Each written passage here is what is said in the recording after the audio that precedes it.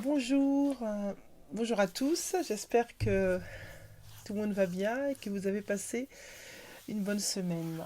Aujourd'hui, je voudrais parler de Luc, le chapitre 12 à partir du verset 13, voire 14. Euh, c'est un verset qui est intéressant euh, concernant les biens de ce monde. Effectivement, nous avons tendance, certaines personnes ont tendance à vouloir garder des choses qu'ils ont acquéries en travaillant, bien évidemment, des choses qu'ils ont en surplus. Et ce verset parle d'une parabole d'un homme qui avait de grands biens et qui les gardait dans son grenier. Donc on va le lire et ensuite après on va en discuter si vous le voulez bien. Quelqu'un dit à Jésus, le verset 13, quelqu'un dit à Jésus du milieu de la foule. Alors j'avance mon micro parce que j'ai eu des problèmes de son ces jours-ci. Quelqu'un dit à Jésus du milieu de la foule, Maître, dis à mon frère de partager avec moi notre héritage.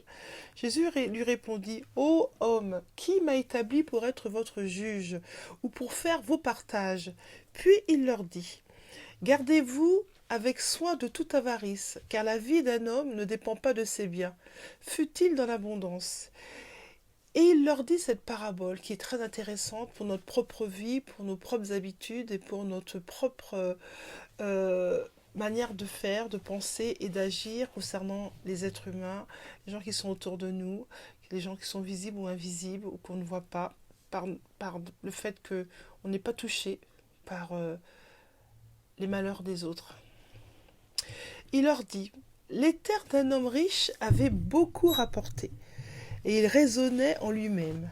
C'est-à-dire que cet homme pensait en lui-même que ces terres lui avaient apporté de grands biens, beaucoup de fruits, des légumes, que la vente, tout se passait bien. Et cet homme-là, avec tous ces biens autour de lui, pensait, raisonnait en lui-même, c'est-à-dire pensait en lui-même, car concernant tous ces biens, tout ce qu'il avait amassé jusqu'à ce moment-là. Et il se disait, que ferai-je, car je n'ai pas de place pour serrer ma récolte. Voici, dit-il, ce que je vais faire. J'abattrai mes greniers, j'en bâtirai de plus grandes, j'y amasserai toute ma récolte et tous mes biens. Et je dirai à mon âme, dit cet homme, mon âme, tu as beaucoup de biens en réserve pour plusieurs années. Repose-toi, mange, bois et réjouis-toi. Mais Dieu lui dit, insensé, cette nuit même ton âme te sera redemandée, et ce que tu as préparé, pour qui cela sera-t-il?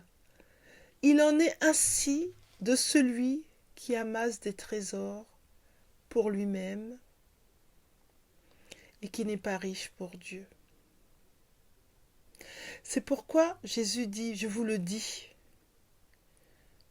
ne vous inquiétez pas pour votre vie, de ce que vous mangerez, ni pour votre corps, de quoi vous serez vêtus. La vie est plus que la nourriture, et le corps plus que le vêtement. Cette parabole de Jésus, cette parole est vraiment magnifique. Elle nous rappelle que nous sommes sur cette terre pas que pour notre propre plaisir, pas pour notre propre bien et surtout pas par égoïsme. Cet homme qui a amassé dans ses greniers, qui a mis dans ses greniers tout ce qu'il avait amassé pendant tous ces mois, toutes ces années, il a gardé pour lui, il a mis dans ses greniers, dans ses caves, il a gardé, il a amassé, il a amassé, il a amassé, il a fait des tas. Et puis il pensait, il a fait ses projets, cet homme, il faisait ses projets. Au fond de lui-même, il faisait ses projets en se disant, mais qu'est-ce que j'ai assez travaillé, j'ai assez amassé. À présent, je vais pouvoir me reposer et garder mes biens pour moi tout seul et me reposer concernant mes biens. Mais Dieu lui dit, mais insensé, que crois-tu où tu vas aller avec tous ces biens? Pour qui cela sera-t-il? Parce que sûrement, parce que cet homme, dans cette parabole, on ne parle pas qu'il a des enfants ou une femme. Il est tout seul. Dieu lui dit, mais pour qui ça? Qu'est-ce que tu fais? C'est pourquoi? C'est pour qui ce que tu amasses dans tes greniers, dans tes caves? C'est pour qui? Cette nuit même, tu vas mourir d'une crise cardiaque, d'un accident de la route, ou je ne sais. Tu vas mourir cette nuit-là. Et ce que tu as amassé, ce que tu as gardé dans tes greniers, dans tes caves, caché sous ton lit, sous ton oreiller, caché à la banque, caché tes vêtements de marque, tes chaussures de marque, tes sacs à main, tes bijoux, tes choses de valeur, ton argent, tes biens, ta voiture, ta moto, tes bijoux, ton maquillage. Pour qui tu l'as gardé, dit Dieu? Pour qui? Pour qui? Nous devons essayer de comprendre une chose dans cette parabole. C'est la notion de l'amour. Toujours l'amour. Dieu est amour. Il est amour et il nous aime. Il a besoin que nous soyons aussi dans l'amour pour notre propre bien. Bien sûr, c'est pas un ordre, on n'est pas obligé, on est libre, on a notre libre arbitre. Dieu nous a permis de prendre nos propres décisions pour notre propre bien. À nous de choisir la bonne décision, la bonne part. Et ce qui se passe, c'est qu'en fait, on vit une vie de parfait égoïsme. On pense à nous, on s'achète des choses à nous, pour nous, et on ne regarde pas ce qui se passe chez le voisin. Des fois, il y a des gens qui sont autour de nous, qui sont dans le besoin, mais on ne les voit même pas, on ne réalise même pas. Parce qu'on est enfermé dans notre bulle d'égoïsme, notre bulle de notre moi, dans notre moi, que c'est pour moi, j'ai travaillé pour moi, c'est pour moi, cet argent c'est pour moi, ce que je cache dans ma cave c'est pour moi, ce qu'il y a dans mon grenier c'est pour moi. Dieu nous interpelle par ce verset d'ouvrir notre cœur à ceux qui en ont besoin. Maintenant, effectivement, on vous demande pas de donner des sommes et des sommes. C'est juste avoir un regard sur celui qui mendie dans la rue. C'est vrai dans le temps dans lequel l'on vit. Mais vous savez, à l'époque de Jésus, ça existait les gens qui mendiaient dans la rue. Ça existait. Lazare, dans la Bible, Lazare, il mendiait, il mendiait auprès de la porte du riche, on l'appelle le riche. Il mendiait.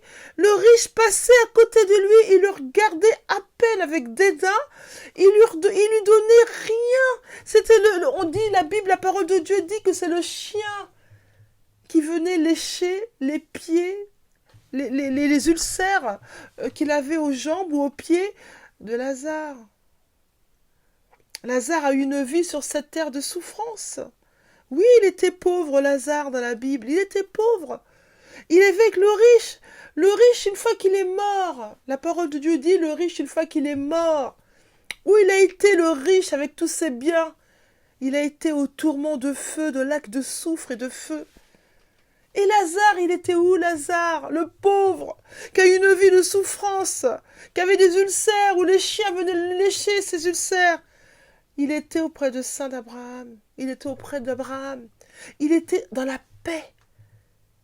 Et qu'est-ce que dit Abraham ce jour-là au riche? Le riche, il avait mal. Il souffrait. Il disait, mon père Abraham, envoie Lazare venir penser, me rafraîchir un peu, me faire du bien. Le riche étant lui encore tombé dans la fournaise, il a le culot de dire à Abraham, ramène-moi le Lazare pour qu'il vienne me s'occuper de moi. Même sa mentalité n'avait même pas évolué dans l'état où il était. Qu'est-ce qu'Abraham lui dit? Abraham lui dit, mais mon pauvre coco, qui lui dit, Lazare a eu ses maux pendant cette terre et toi tu as eu ta vie pendant cette terre. Aujourd'hui, lui, Lazare, il est dans la paix, il est dans le repos éternel, mais toi, tu es dans la souffrance éternelle. Et même si je voulais t'envoyer Lazare, c'est pas possible entre nous. Dit Abraham, il y a un gouffre énorme, entre nous. Je peux même pas venir t'aider.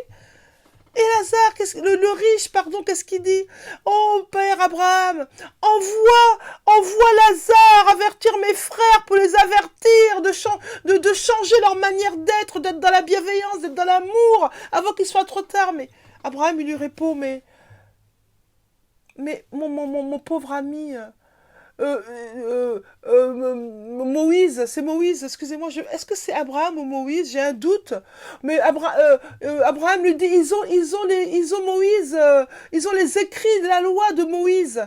Ils ont les écrits de la loi de Moïse. Qu'ils écoutent, s'ils n'écoutent pas Moïse, ce qui est écrit dans la loi, ils n'écouteront pas Lazare non plus.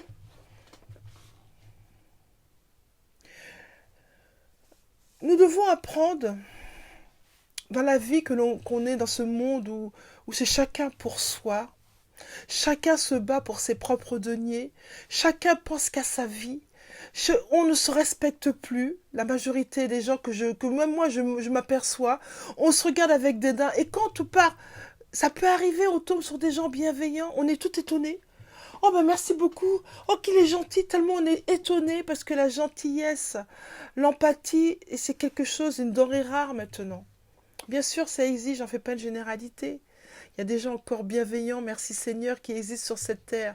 Des gens qui donnent à des associations. Des gens qui donnent quand ils voient leur prochain dans la difficulté, ils donnent. On ne vous demande pas de donner des billets de 10 euros à chaque fois. Vous savez, quand vous voyez un bien-aimé qui a des cas dans le besoin, moi ce que je vous dis, c'est pour vous et c'est pour moi. Je me mets dedans inclus. Parce que quand on sort de la gare, il y a toujours des personnes qui sont autour, qui sont toujours les mêmes personnes. On raisonne. On raisonne, on se dit, mais pourquoi cette personne elle est tous les jours là? Peut-être qu'elle n'en a pas besoin, peut-être qu'elle exagère, peut-être qu'elle me demande des choses que...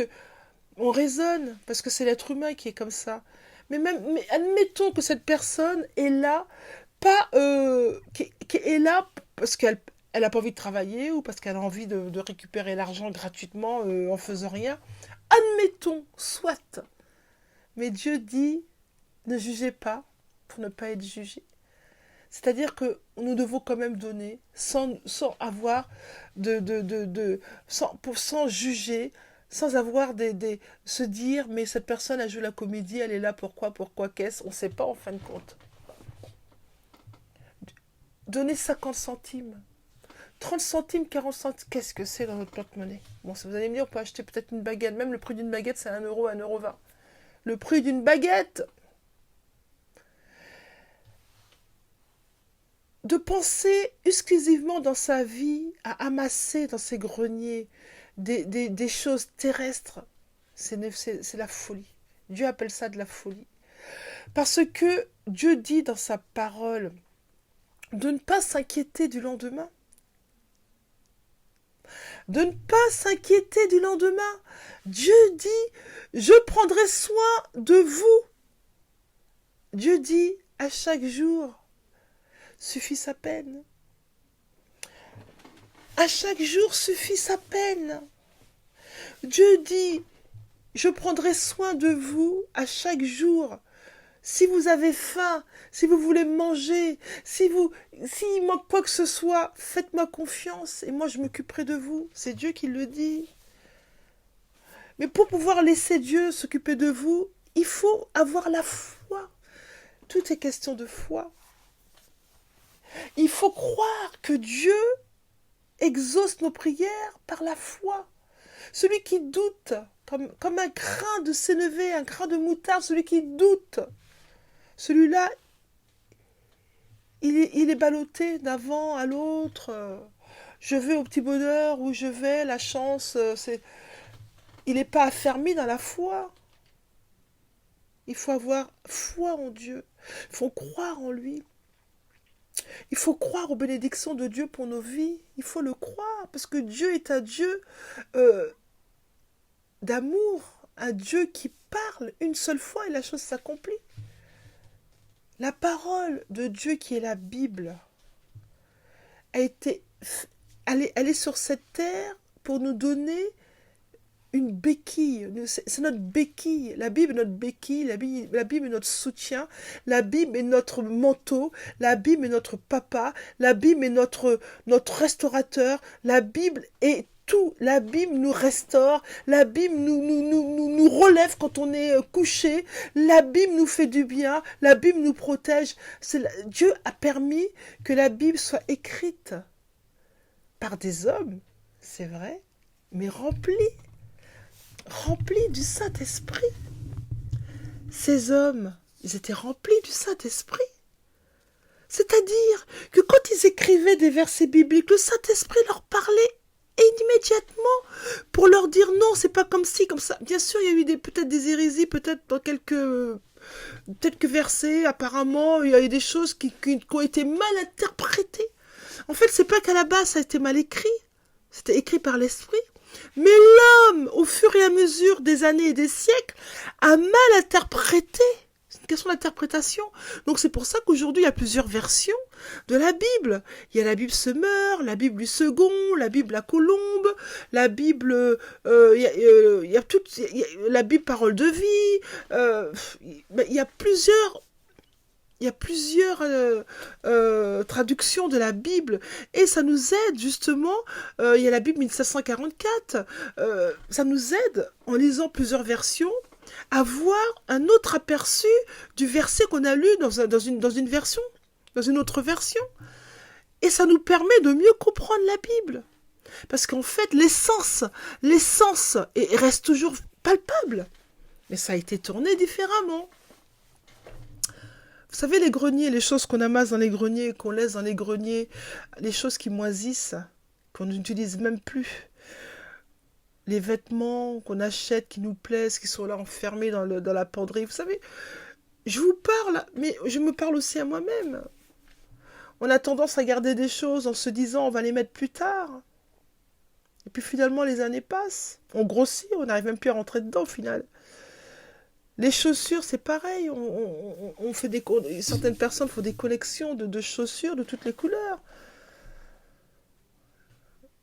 Les voitures, les hommes, c'est les voitures, c'est le matériel. Dieu dit de ne pas s'attacher aux choses, au matériel. Vous savez, Dieu est esprit. Dieu est esprit. Et ceux qui aiment Dieu doivent être en esprit avec lui. Ceux qui aiment Dieu doivent être en esprit avec lui. Dieu a besoin que nous soyons en esprit avec lui. Nous sommes sur cette terre pour être en esprit avec Dieu. Dieu nous a créés pour que nous soyons en connexion avec lui, bien évidemment. On n'a pas été créés pour être sur la connexion d'un autre esprit. Nous ne sommes pas... Parce que, vous savez, il y a l'esprit de Dieu, mais il y a aussi l'esprit maléfique qui est sur cette terre. À vous, pendant qu'il en est encore temps, de choisir sous quel esprit vous voulez être conduit. Il y a l'esprit de Dieu, qui est l'esprit saint, l'amour absolu, la protection, le bonheur, la paix. Et il y a l'esprit magnifique. Vous savez, ceux qui font le choix de marcher avec l'esprit satanique, la sorcellerie, les esprits mauvais, qui font le choix de marcher avec les esprits mauvais, vous savez, leur vie, en apparence, paraît une vie de paix, mais ils ne sont pas en paix. Moi, je vous le dis, ils ne sont pas en paix. Parce que Satan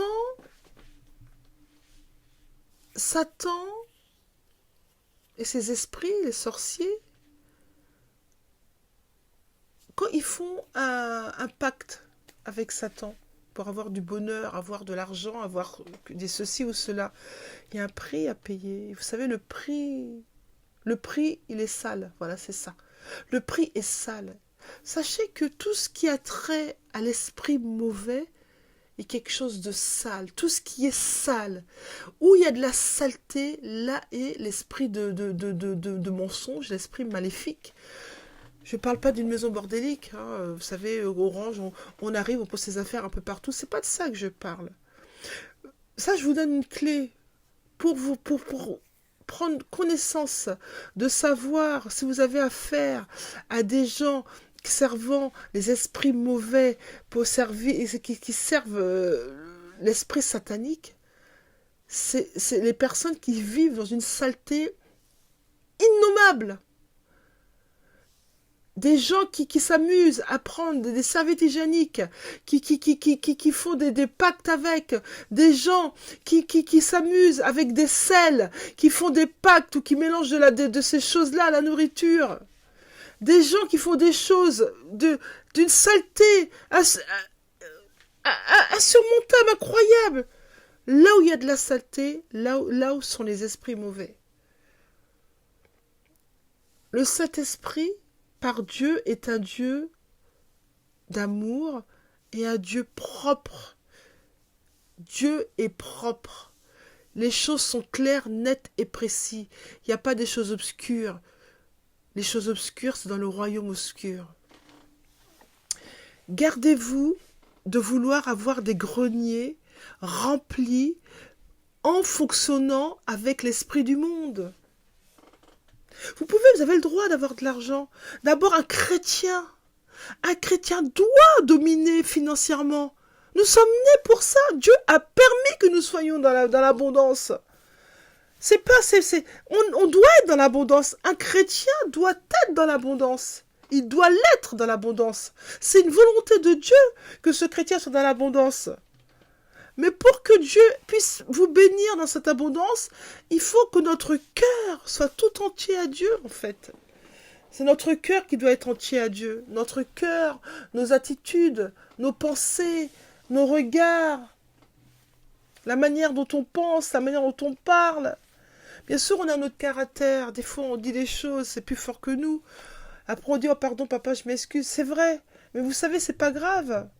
Vaut mieux dire des choses qui sont peut-être pas plaisantes, mais se repentir après. Vaut mieux se repentir. Moi, ça arrive à tout le monde.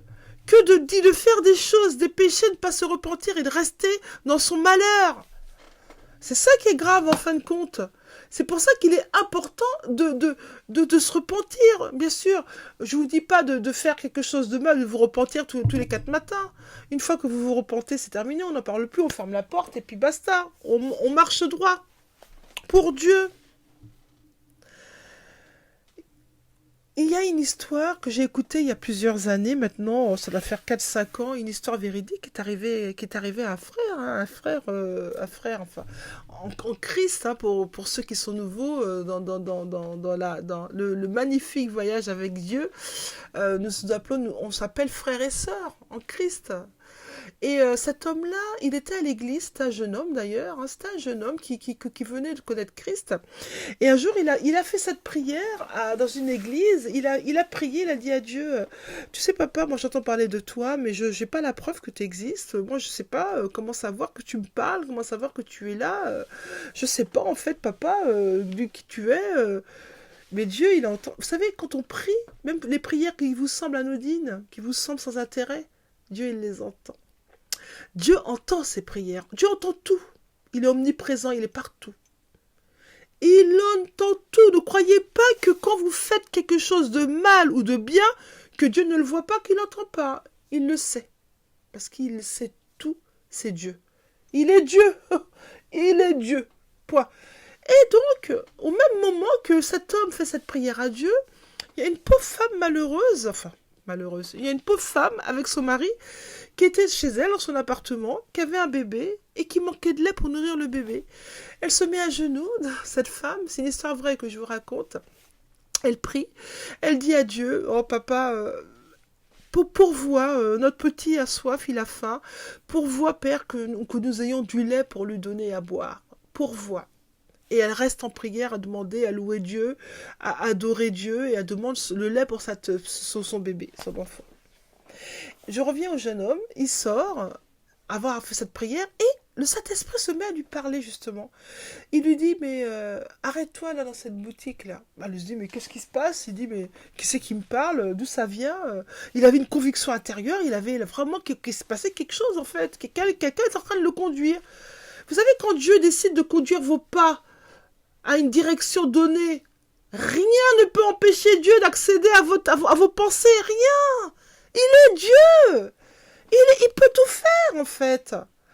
Et quand vous croyez que vous faites des choses de votre propre personnalité, votre propre pensée, votre propre agissement, c'est pas vrai.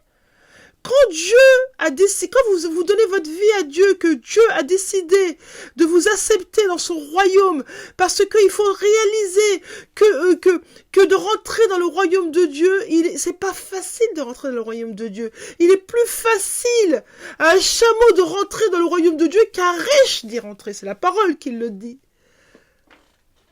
Mais une fois que vous y êtes, Dieu, il vous prend sur sa coupe et vous êtes à lui. Vous êtes à Dieu. Cet homme, il entend dans son esprit qu'il fallait qu'il s'arrête pour acheter du lait. Alors il se dit, mais pourquoi je vais acheter du lait? Moi, j'ai pas besoin de lait. Moi, je comprends pas. Mais c'était plus fort que lui. Alors il achète cette brique de lait. Il revient dans sa voiture avec le lait, il roule. Et Dieu lui dit, par l'esprit, arrête-toi là, arrête-toi, tourne. Enfin, Dieu lui montre le chemin.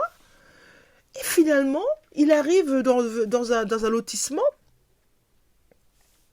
Et quelque chose lui dit dans son fort intérieur, prends ton lait et marche tout droit là, marche.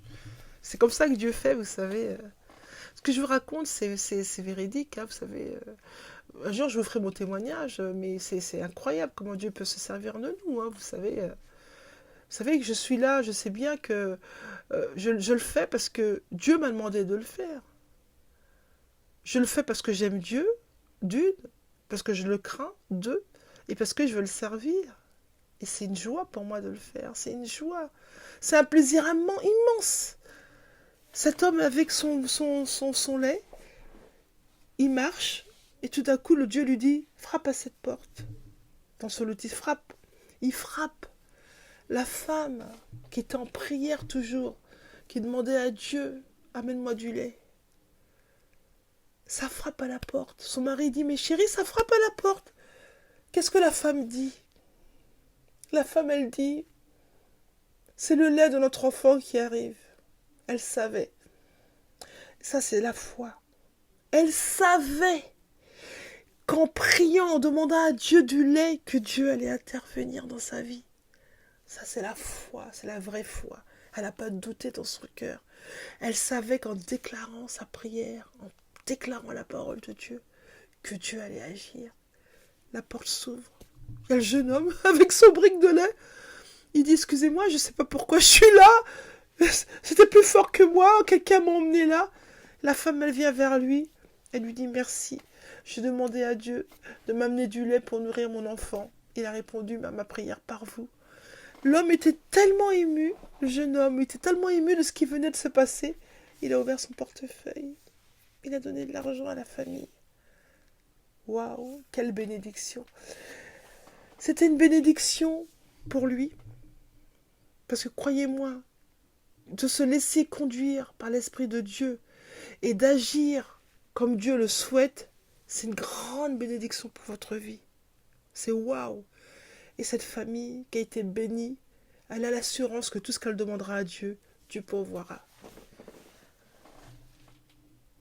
Alors réfléchissons à nos greniers qui sont remplis, à nos caves où on stocke des choses qui nous serviront peut-être jamais parce qu'on ne sait pas demain où on sera.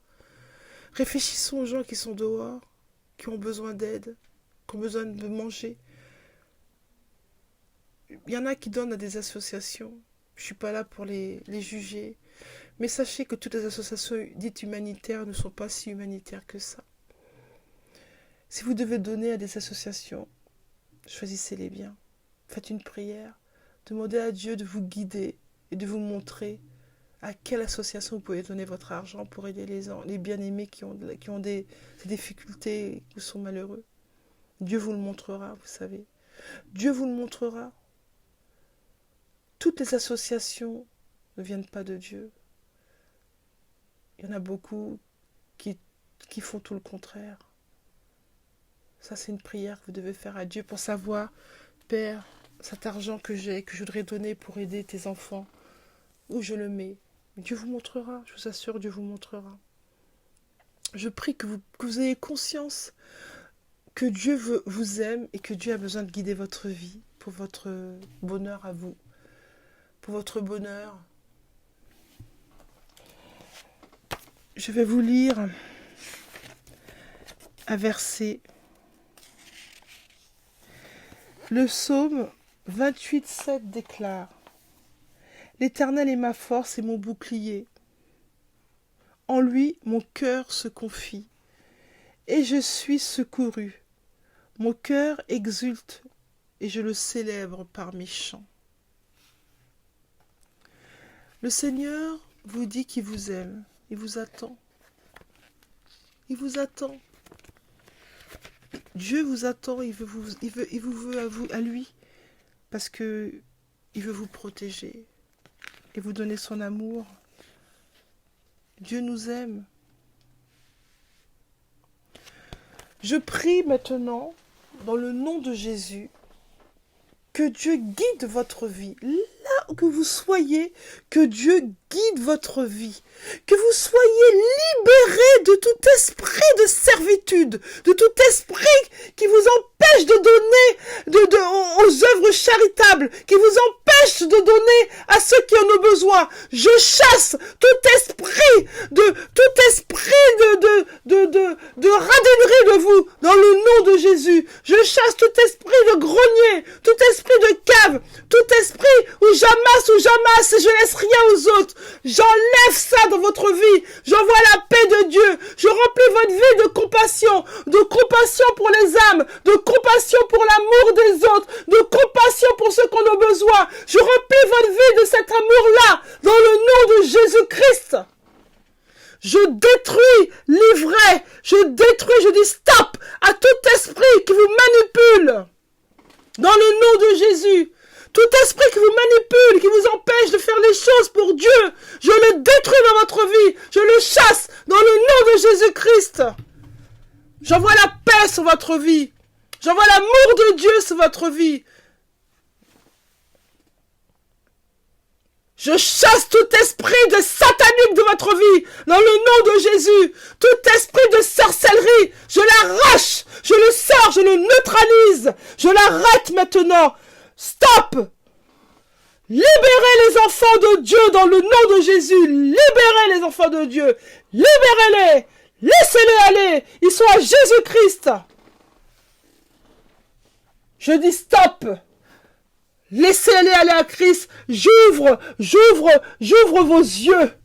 J'enlève les écailles, ce qui vous empêche de voir la vue de ce que Dieu a pour vous sur cette terre. J'enlève, je nettoie tout ce qui obscure votre vision dans le nom de Jésus-Christ. J'envoie la paix dans votre vie. Recevez la paix de Dieu. Recevez la paix de Dieu dans le nom de Jésus-Christ. Soyez tous bénis, je vous dis à bientôt. Et je vous aime dans le nom de Jésus. Au revoir.